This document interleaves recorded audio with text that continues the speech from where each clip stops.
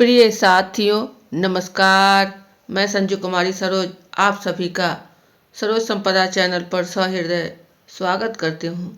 UGC net JRF 2025 की तैयारी के तहत पेपर 1 जनरल जून 2019 टॉप क्वेश्चन 35 PYQs सिर्फ आपको मैथ और आरसी को छोड़कर शेष प्रश्नों को समावेश किया गया है। प्रैक्टिस सेट फर्स्ट के रूप में रिवीजन फटाफट के अंतर्गत सेशन साझा करेंगे।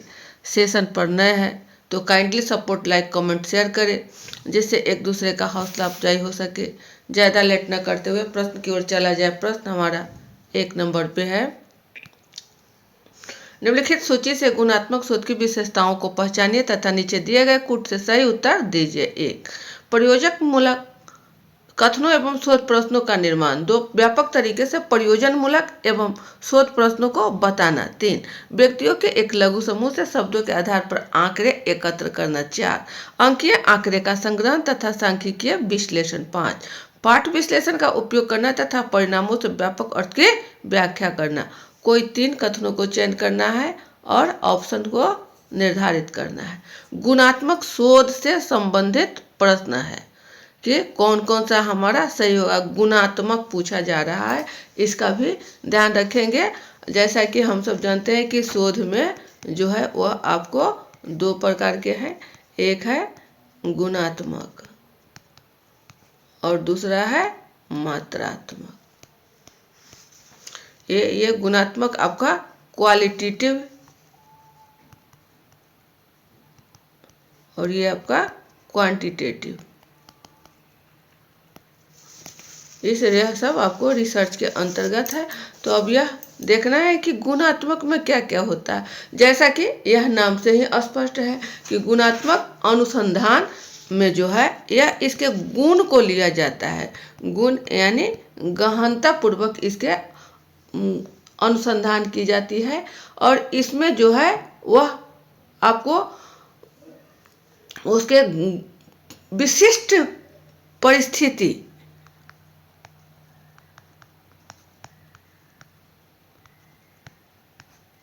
यहाँ विशिष्ट परिस्थिति से मतलब है कि जो भी अनुसंधान का केंद्र बिंदु है वह आपका किस संस्थान से है, किस समुदाय या मानव समूह। ये सब आपका गुणात्मक के अंतर्गत होता है। और वही मात्रात्मक में है आपको मात्रा से संबंधित, वहाँ नापतोल, उसका मेजरमेंट, उससे रिलेटेड आपका मात्रात्मक में है। तो गुणात्मक शोध को देखना है। प्रयोजन मूलक कथनों एवं शोध प्रश्नों का निर्माण। देखिए, शोध प्रश्न का निर्माण। दूसरा कह रहा है कि व्यापक तरीके से प्रयोजन मूलक एवं शोध प्रश्नों को बताना। दोनों में डिफर है। ये व्यापक कह रहा है परियोजना बना करके और शोध प्रश्न को बताना। तो कहीं ना कहीं इसमें इसके अपेक्षा इसमें जो है गहनता है। तो 2 हमारा सही हो जाएगा, 1 कैंसिल हो जाएगा। तीसरा कहता है व्यक्ति के एक लघु समूह से शब्दों के आधार पर आंकड़े एकत्र करना। आंकड़े एकत्र करना। तो आंकड़ा जो है यह आपका इकट्ठा करने की बातें हो रही है। गुणात्मक से संबंधित में गुण। चौथा करा है यहाँ आंकड़ा एकत्र करने के लिए बातें हो रही है। और यह है चौथा आपका अंकीय आंकड़े का संग्रहण तथा सांख्यिकीय विश्लेषण। देखिए, ये 4 जो है यह आपका नहीं होगा, इसलिए कि यहाँ अंक का विश्लेषण करने के लिए कह रहा है। 5 है पाठ विश्लेषण का उपयोग करना था परिणामों से व्यापक अर्थ की देखिए व्यापक अर्थ। तो ये होगा आपका 5वां। यह गुणात्मक शोध के लिए उपयुक्त है। तो सही हमारा क्या हो रहा है? 2, 3, 5। ऑप्शन ए की ओर।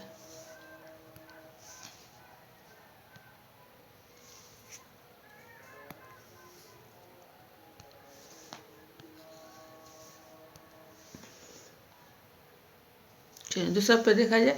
निम्नलिखित में से कौन उच्च संज्ञानात्मक अधिगम परिणाम का उदाहरण है? ए तथ्य एवं उनके अनुक्रमों का अधिगम, बी नियम तथा क्रिया अनुक्रम का अधिगम, सी अवधारणा एवं अमूर्तों का अधिगम, डी अभिज्ञता एवं मूल्यन का अधिगम।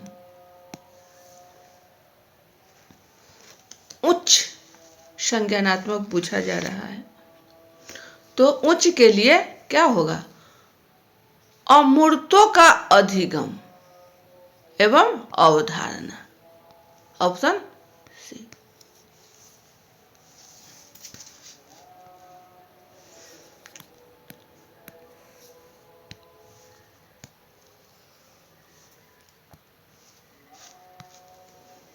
तीन पे निम्नलिखित में से कौन प्रभावी अधिगम में योगदान देने वाला मुख्य व्यवहार है? ए किसी विद्यार्थी द्वारा कही गई बात का सार तैयार करना, बी किसी उत्तर का सविस्तार प्रतिपादन है तो विद्यार्थी को प्रोत्साहित करना, सी प्रत्यक्ष एवं अप्रत्यक्ष प्रश्न पूछने की तकनीक का उपयोग करना, डी सोपानिक प्रस्तुति द्वारा तार्किक क्रम में अवधारणाओं की व्याख्या करना। क्या होगा? सीधा सा एकदम सीधे झलक रहा है कि प्रभावी अधिगम के लिए, इफेक्टिव लर्निंग के लिए सोपानिक प्रस्तुति, स्टेप बाय स्टेप, यह जो है तार्किक क्रम में, लॉजिकल ऑर्डर में अवधारणा की व्याख्या करना, ऑप्शन डी।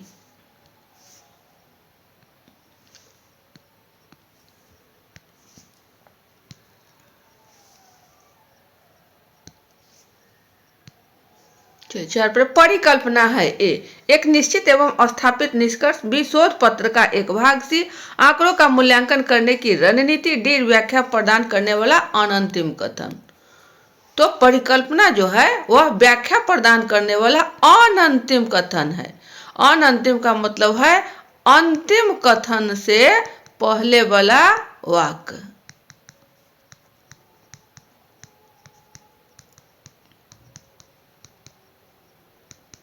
अनंतिम कथन यह है हाइपोथेसिस, जो शोध में शोधकर्ता द्वारा सिलेक्शन ऑफ प्रॉब्लम के बाद सिलेक्शन बनाना पड़ता है, ऑप्शन डी।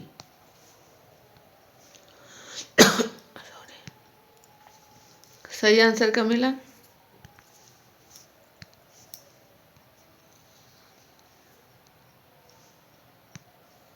पांचवें स्थितिक पत्रक है। ए शैक्षिक आलेखों का संग्रह, बी समीक्षा आलेख प्रदान करना, सी विस्तारित शोध का सारांश प्रदान करना, डी मुद्दों पर बल देना एवं स्थिति का चित्रण करना। स्थितिक पत्रक पूछा जा रहा है तो ये हो जाएगा आपको मुद्दों पर बल देना, स्थिति का चित्रण करना, ऑप्शन डी।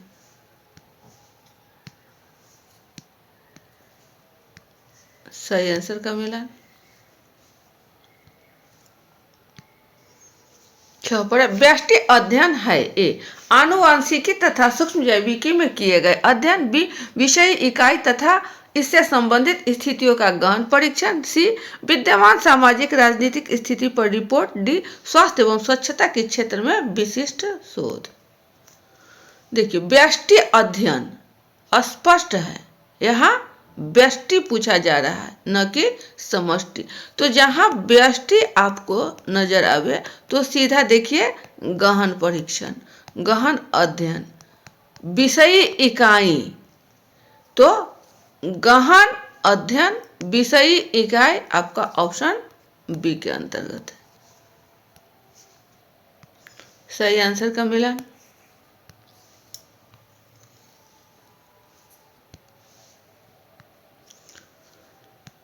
चलिए 7 पर आंकड़ों का तृतीयक स्रोत है। ए फिल्म, होर्डिंग तथा पोस्टर, बी सरकार का राजपत्र, समाचार पत्र एवं पत्रिकाएं, सी प्राथमिक एवं द्वितीयक दोनों स्रोत से प्राप्त जानकारी, डी नीति पत्रक से संग्रहित आंकड़े।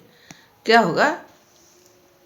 तो तृतीयक तीसरा पूछा जा रहा है तो प्राथमिक आंकड़ा और द्वितीयक आंकड़ा,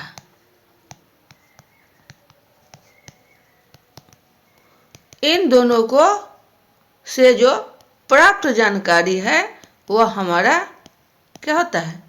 तृतीयक स्रोत, आंकड़ों का तृतीयक स्रोत, ऑप्शन सी हो जाएगा। ये रहा सही आंसर का मिलान।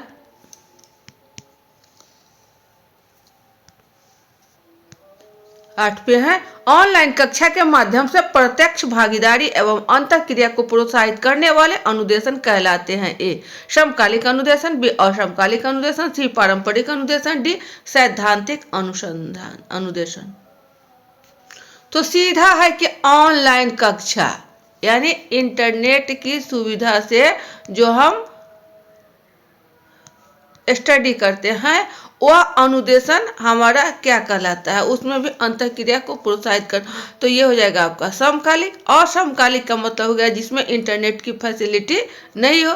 पारंपरिक मतलब आमने सामने जो हम लोग लेते हैं, और सैद्धांतिक मतलब सिद्धांत से जो संबंधित है। तो हमारा ऑप्शन ए हो जाएगा। सही आंसर का मिलान।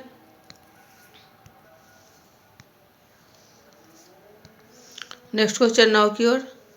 किस प्रकार का मूल्यांकन सीखने वाले की कमी और कठिनाइयों की पहचान पर ध्यान केंद्रित करता है? ए योगात्मक मूल्यांकन, बी फॉलोअप मूल्यांकन, सी नैदानिक मूल्यांकन और डी है मापदंड संदर्भित मूल्यांकन।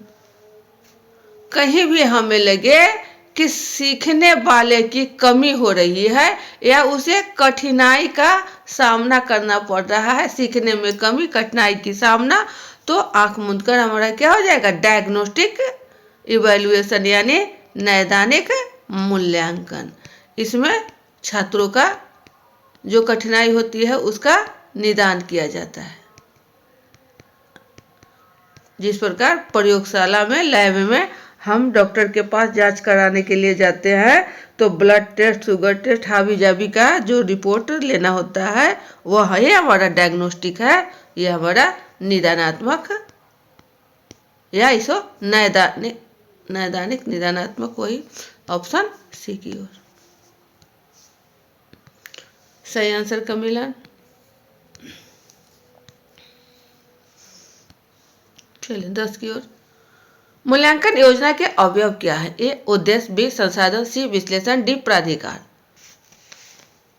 मूल्यांकन योजना के अवयव क्या है? तो प्राधिकार जो है यहाँ आपका ऑथोरिटी नहीं होगा। बाद बाकी उद्देश्य है, संसाधन है, विश्लेषण है। ऑप्शन क्या हो जाएगा? डी हो जाएगा।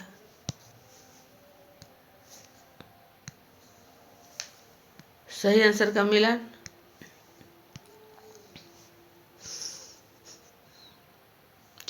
ग्यारह पर अभिकथन ए मीडिया से होने वाले मनोरंजन से समाज के सांस्कृतिक अंतर वृद्धि नहीं होती है। तर्क आर मीडिया से होने वाला अधिकांश मनोरंजन पलायनवाद को बढ़ावा देता है, न कि अंतर वस्तु की गुणवत्ता को। ऑप्शन आपको एबीसीडी में चयन करना है।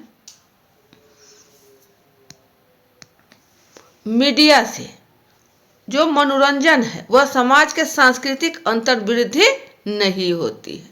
यह कथन आपको पूर्णतः सही है। यह सांस्कृतिक वृद्धि नहीं होती है मीडिया से मनोरंजन के द्वारा। तर्क कह रहा है, रीजन है कि मीडिया से होने वाले अधिकांश मनोरंजन पलायनवाद को बढ़ावा देता है, न कि अंतर वस्तु की गुणवत्ता को। कारण लगाने पर यह पूर्णतः सही है। यह भी तर्क भी आपका सही है और असर्शन भी सही है। इस प्रकार दोनों सही है तो ऑप्शन क्या हो जाएगा? ए हो जाएगा। और इसकी व्याख्या भी सही है। वह मनोरंजन जो है पलायन को बढ़ावा देता है लेकिन अंतर वस्तु की गुणवत्ता को नहीं। सही आंसर का मिलान।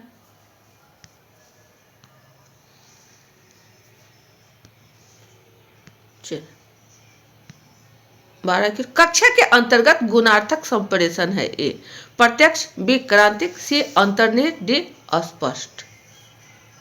तो कक्षा के अंतर्गत जो भी संप्रेषण है वह आपका शिक्षक और छात्र के बीच में है।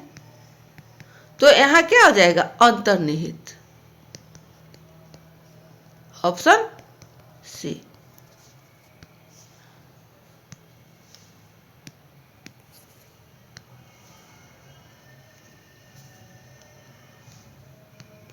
चलिए 13 की ओर। यदि कुछ दूध दही है, कथन सही है तो निम्न में से कौन सा गलत है? ए कोई दूध दही नहीं है, बी सब दूध दही है, सी कुछ दूध दही है, डी कुछ दूध दही नहीं है। कुछ कुछ दूध दही है, कुछ दूध दही है, यह कथन सही है। तो कह रहा है गलत कौन है? कुछ दूध है तो सब दूध दही है, कोई दूध दही नहीं है। कुछ दूध दही है यह सही है। पूछा जा रहा है कि गलत कौन है, तो कोई दूध दही नहीं है, ऑप्शन ए हो जाएगा।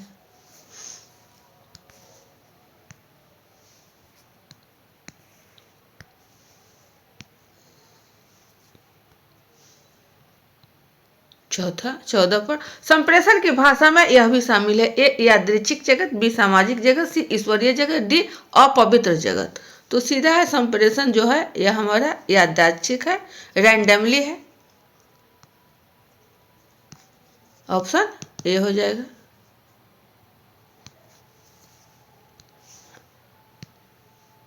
संप्रेषण की भाषा में यह भी शामिल सामाजिक जगत, सही है, सामाजिक जगत ही होगा। आपको संप्रेषण जो है यह सामाजिक होगा, यादृच्छिक, रैंडमली नहीं, ईश्वरीय नहीं, अपवित्र नहीं, ऑप्शन बी।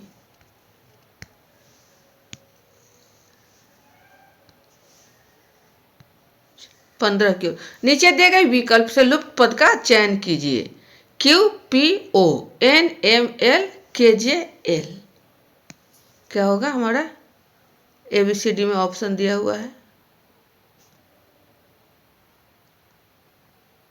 ये आपको देखने में लग रहा है उल्टा पुल्टा,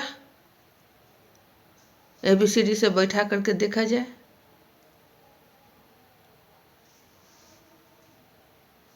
देखा जाए यहाँ एल एम पी,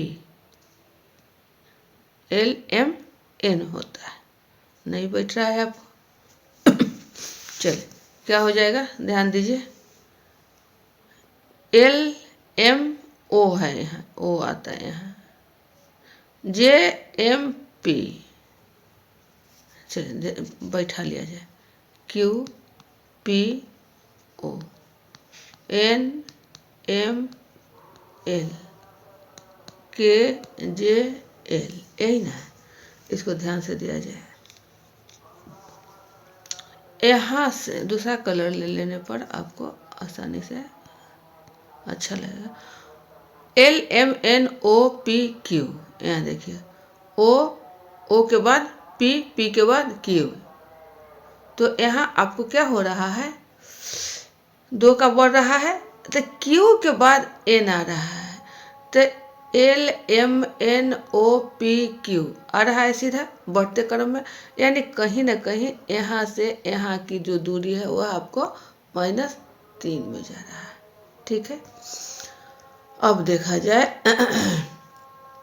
एम से, कहाँ से देखा जाए, एम से, तो एम एन ओ पी यह भी आपको 3 की ओर बढ़ रहा है, -3।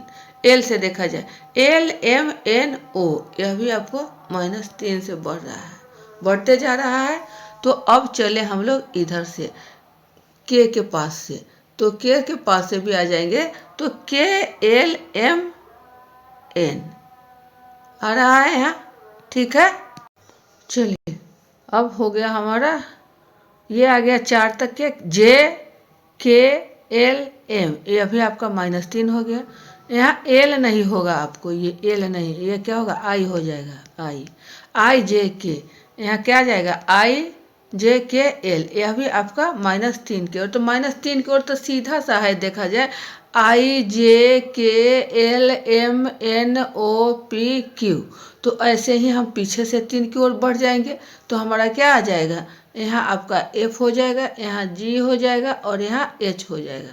अब सीधा सा आपका सीक्वेंस पीछे से बढ़ते जाएगा, F G H I J K L M N O P Q, option हमारा ए सही होगा। सही आंसर का मिलान। चलिए नेक्स्ट क्वेश्चन 16 की ओर, रंगों के माध्यम से संप्रेषण का परिणाम हो सकता है। ए सौंदर्य परक संकेत, बी सांस्कृतिक संकेत, सी अर्थ विषयक संकेत और डी है द्वयाधारी संकेत। क्या होगा सही हमारा, तो रंग जो है वह हमारा सांस्कृतिक विशेषता को दर्शाता है, सांस्कृतिक तो कहीं ना कहीं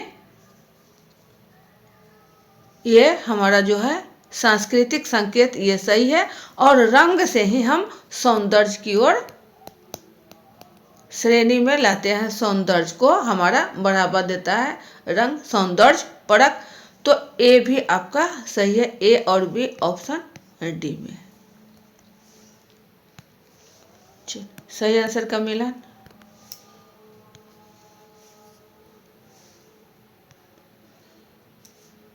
चलिए तो 17। ज्ञान तक पहुंचने की किस विधि में संयुक्त रूप से विशिष्ट से सामान्य की ओर और सामान्य से विशिष्ट की ओर बढ़ने पर बल दिया जाता है? ए आगमनात्मक विधि, बी निगमनात्मक विधि, सी वैज्ञानिक विधि और डी है सादृश्यात्मक विधि। सही विकल्प हमारा हम लोगों ने समझ लिया है, क्या होगा? वैज्ञानिक विधि। वैज्ञानिक विधि जो है यह क्या हमारे बताता है?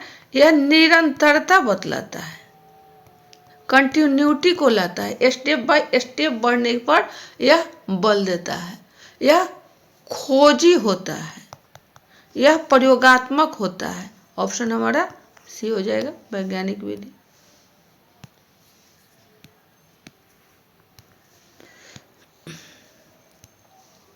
चलिए 18 की ओर। निम्नलिखित तर्क वाक्य में तर्क की प्रकारता की पहचान कीजिए।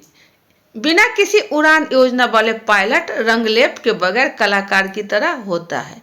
ए सादृश्यमूलक, बी निगमनात्मक, सी आगमनात्मक और डी है परिकल्पनात्मक।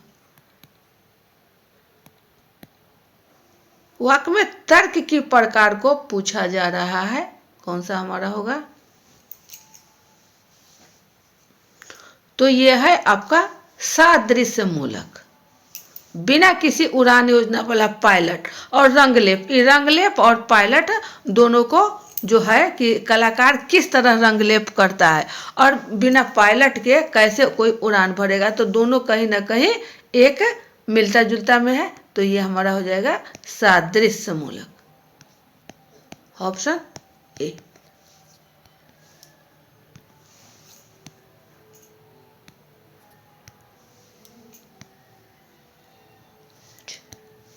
उन्नीस की ओर। संप्रेषण प्रक्रिया में संकेत किससे अर्थ प्राप्त करते हैं? ए विभिन्न अवसरों की व्यक्तिनिष्ठता, बी विसंकेतक की वस्तुनिष्ठता से, सी अंतर संबंधों के नेटवर्क से और डी है चैनल के निष्पक्षता से। संप्रेषण, कम्युनिकेशन, तो ये क्या हो जाएगा? अंतर संबंधों के नेटवर्क से, ऑप्शन सी।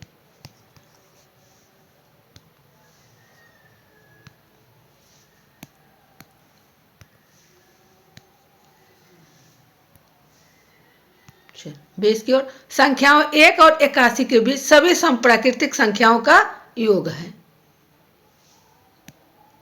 ऑप्शन एबीसीडी में ए 3280, बी 3321, सी 1646 और डी है 1640। क्या होगा? पूछ रहा है 1 और 81 के बीच में सभी सम प्राकृतिक संख्या, सम यानी 2 4 6 8 10 12, जो 2 से पूरी तरह भाग लग जाए। इसका सूत्र है एस इजकल टू यानी 40/2 और 2 गुने 2 जोड़ 40 माइनस 1 गुना 21, यही ये 2 होगा।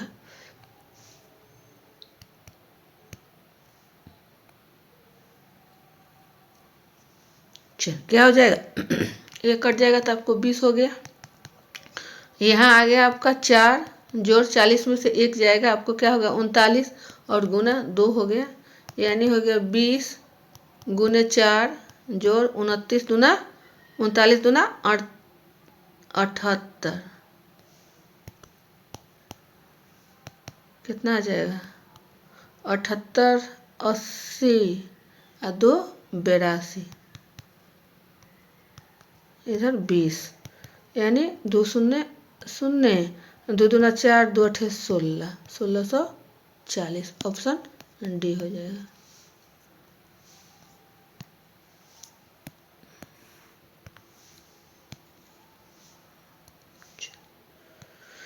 कि किसमें किसी भवन के अंदर लगाए जाने वाले कंप्यूटर नेटवर्क है वैन मैन लैन सैन। क्या हो जाएगा, भवन के अंदर जो लगाया जाता है वह होता है आपको लोकल एरिया नेटवर्क, लैन इसको बोलते हैं लैन। Option C.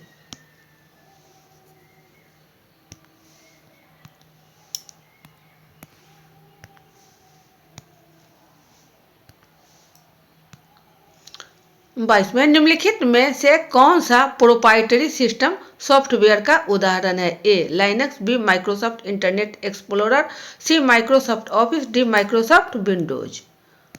प्रोप्राइटरी सिस्टम का सॉफ्टवेयर पूछा जा रहा है तो ये हो जाएगा आपका माइक्रोसॉफ्ट विंडोज। Option D.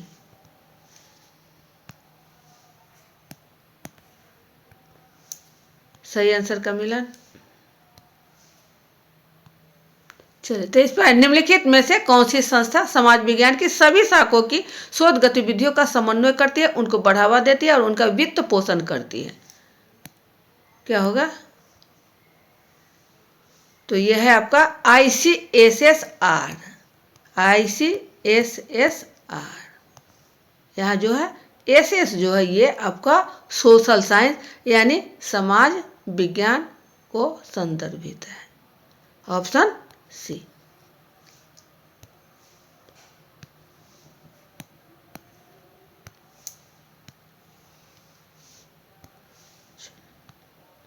चौबीस पर है, संयुक्त राष्ट्र द्वारा अपनाए गए सहस्राब्दी विकास लक्ष्य के संदर्भ में निम्नलिखित कथनों पर विचार कीजिए। ए अति निर्धनता और भूखमरी का उन्मूलन, बी मातृ स्वास्थ्य में सुधार, सी उत्तरदायित्वपूर्ण उपभोग और उत्पादन, डी बाल मृत्यु दर को कम करना।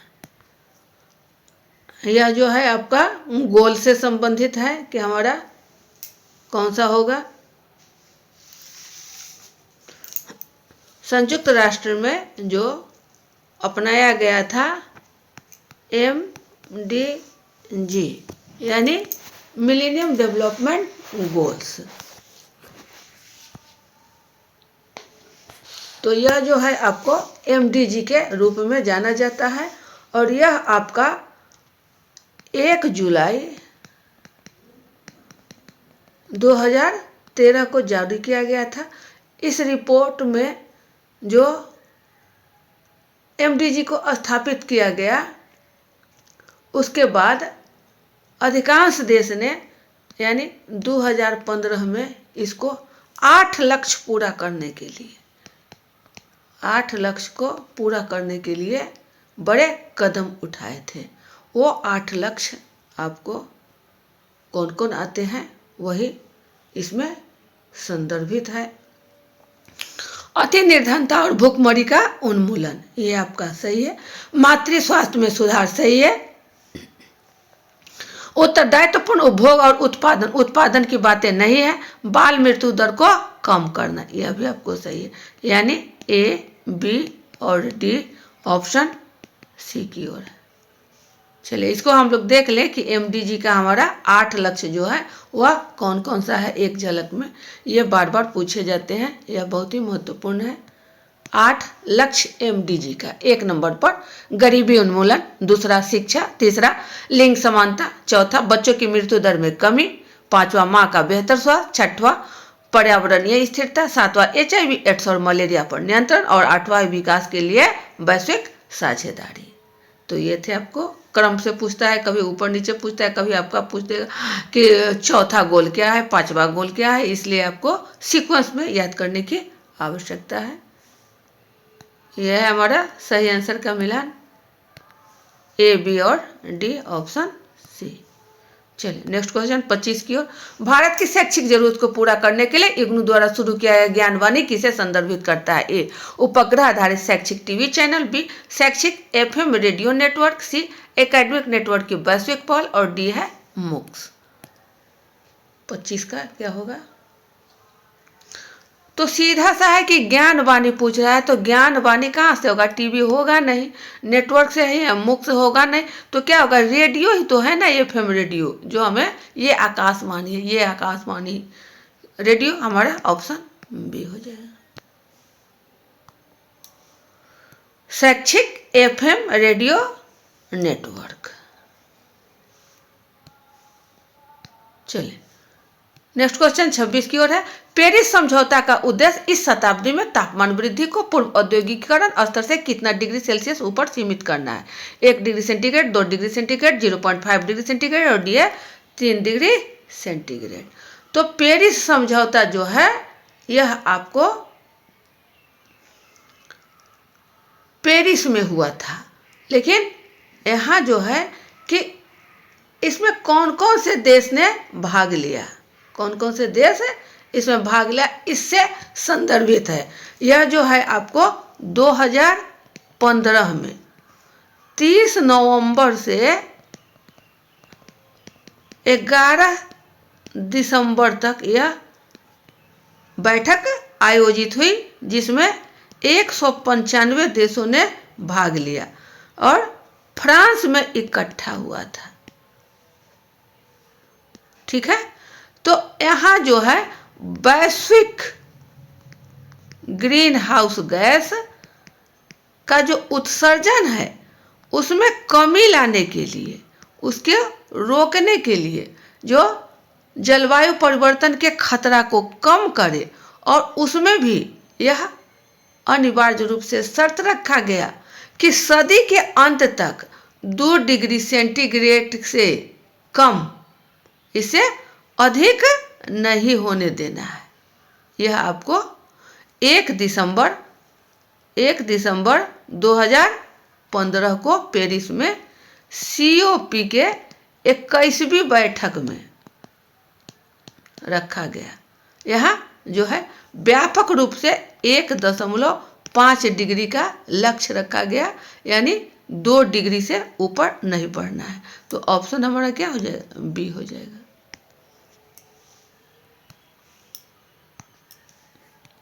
सही आंसर का मिलान 27 की ओर। निम्नलिखित में से कौन सा विश्वविद्यालय 1857 के दौरान स्थापित होने वाले प्रथम 3 विश्वविद्यालय में से नहीं है? ए कोलकाता, बी मुंबई, सी दिल्ली, डी मद्रास। कौन हमारा नहीं है? तो नहीं होने वाले में से जो है वो है आपको क्या? दिल्ली जो है वह आपका नहीं है, दिल्ली नहीं है। कौन कौन हुआ था 1857 में? तो वो है आपका BMC, B Bombay, M Madras और सी है आपका चेन्नई। तो नहीं पूछा जा रहा है कि कौन नहीं है, तो दिल्ली ऑप्शन हमारा सी हो जाएगा। ये आपको वुड के द्वारा घोषणा पत्र में कहा गया था 19 जुलाई 1854 में। इसे वुड डिस्पैच भी कहा जाता है।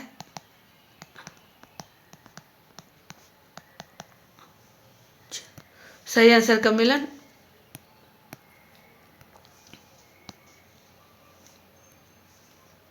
28 पर है। इंटरनेशनल सोलर अलायंस के अधिकांश सदस्य देश कर्क रेखा और मकर रेखा के बीच अवस्थित है। कथन 2, जापान इंटरनेशनल सोलर अलायंस का एक सदस्य देश है। ऑप्शन आपको ABCD में दिया गया है, क्या हो जाएगा?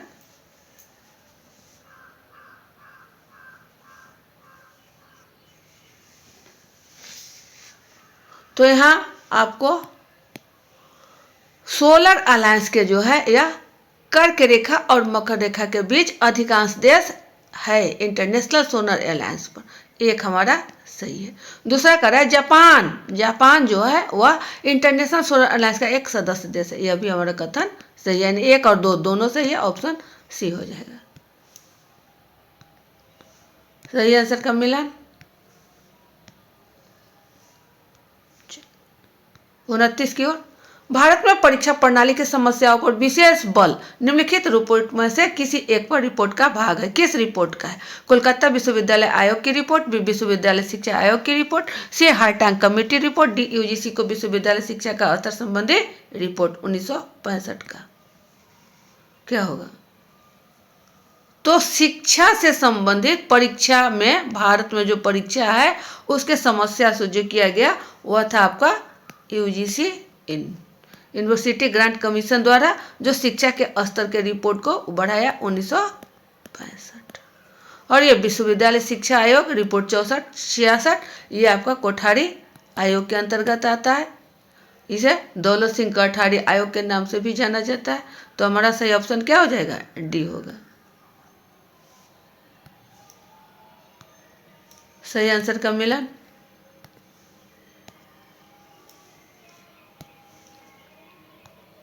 तो इसकी ओर है अभिकथन ए, किसी शहर के मध्य भाग में रात का तापमान अगल बगल के ग्रामीण क्षेत्र के समकालिक तापमान से आमतौर पर अधिक होता है। तर्क आ रहा है शहरी क्षेत्र में होने वाले हानि विकिरण हानियां ग्रामीण क्षेत्रों में होने वाले विकिरण हानियों से कम होती है।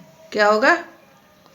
तो यह सही है कि मध्य भाग में रात का तापमान शहर में अगल बगल की अपेक्षा समकालिक तापमान से आमतौर पर अधिक होता है। ये हमारा सही है। रीजन कह रहा है कि शहरी क्षेत्र में होने वाली हानि विकिरण हानियां ग्रामीण क्षेत्र में होने वाली विकिरण हानियों से कम होती है।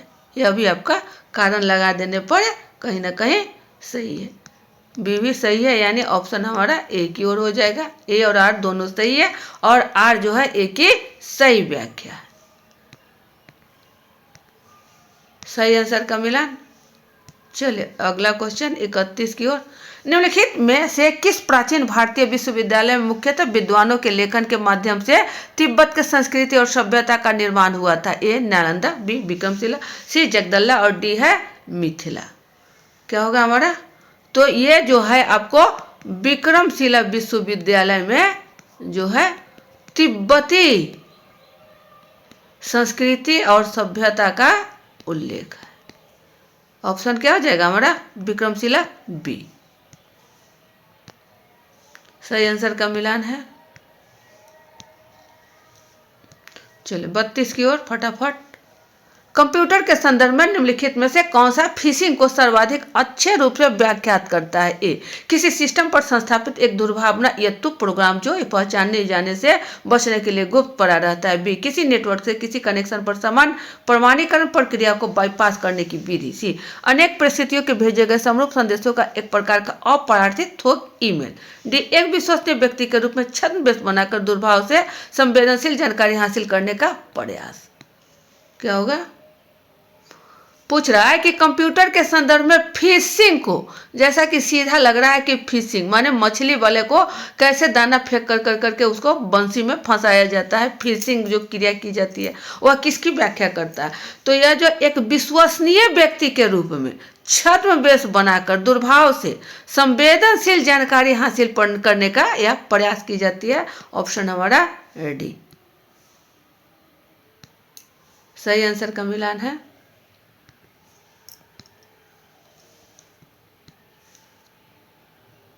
चलिए 39 में है ईमेल में बीसीसी का प्रयोग क्यों किया जाता है? ए जब किसी ग्रुप ईमेल का प्रयोग किया जाता है तो प्रेषित बीसीसी के माध्यम से उस मेल के अन्य सभी प्रेषितियों की पहचान कर सकता है। बी ईमेल के एक से अधिक प्रेषित होने की स्थिति में प्रेषक बीसीसी का प्रयोग करके यह संसूचित कर सकता है कि ईमेल किसके लिए है। सी किसी मैसेज का प्रेषक बीसीसी के प्रयोग से बीसीसी फील्ड में प्रविष्टि प्रेषित की पहचान अन्य परिस्थितियों से छिपा हो सकता है। डी है प्रेषित बीसीसी का प्रयोग करके किसी मैसेज के अन्य सभी परिस्थितियों को देख सकते हैं।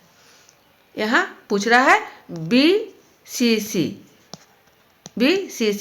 तो बीसीसी का फुल फॉर्म क्या हो गया? Blind carbon copy. Blind carbon copy इसका मतलब हो गया कि हम जो ईमेल कर रहे हैं वह एक दूसरे को कोई ना देख सके, यानी किसी मैसेज का प्रेषक बीसीसी के प्रयोग से बीसीसी फील्ड में प्रविष्टि परिस्थिति की पहचान अन्य परिस्थितियों से छिपा हो सकता है। ऑप्शन हमारा सी हो जाएगा। यह है सही आंसर का मिलान।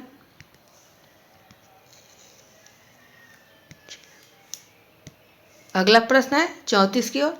जतिन के लैपटॉप में एक एलसीडी स्क्रीन है। एलसीडी निम्नलिखित में से किसका संक्षिप्त अक्षर है? A light crystal display, B liquid compact display, C light compact display और डी है liquid crystal display.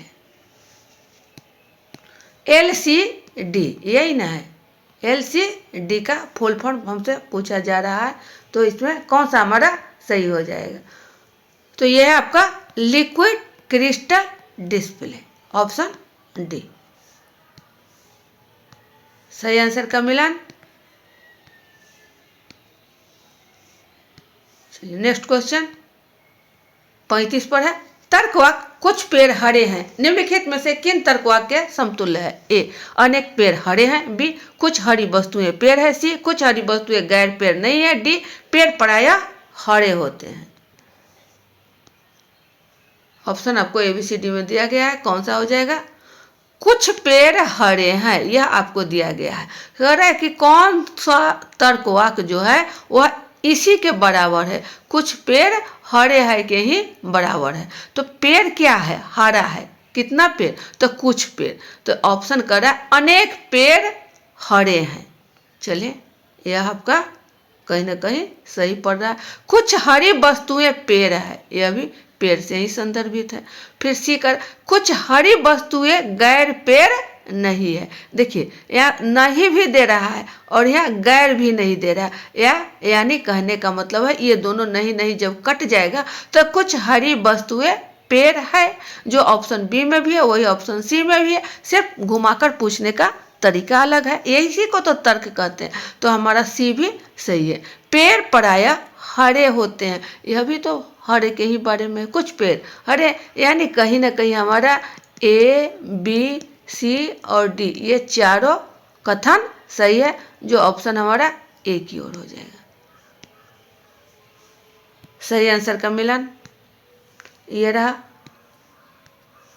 Option A. तो ये थे आपके कुछ महत्वपूर्ण चुनिंदा प्रश्न। बाकी आपका जो 15 प्रश्न है वह आपका DI है, मैथ्स है और RC है। इन तीनों को किसी दूसरे सेशन में हम सब समाहित कर सेशन को साझा कर लेंगे। वीडियो को सपोर्ट, लाइक, कमेंट, शेयर करें जिससे एक दूसरे का हौसला अफजाई हो सके। मिलते हैं पुनः अगले वीडियो में, तब तक के लिए जय हिंद, वंदे मातरम।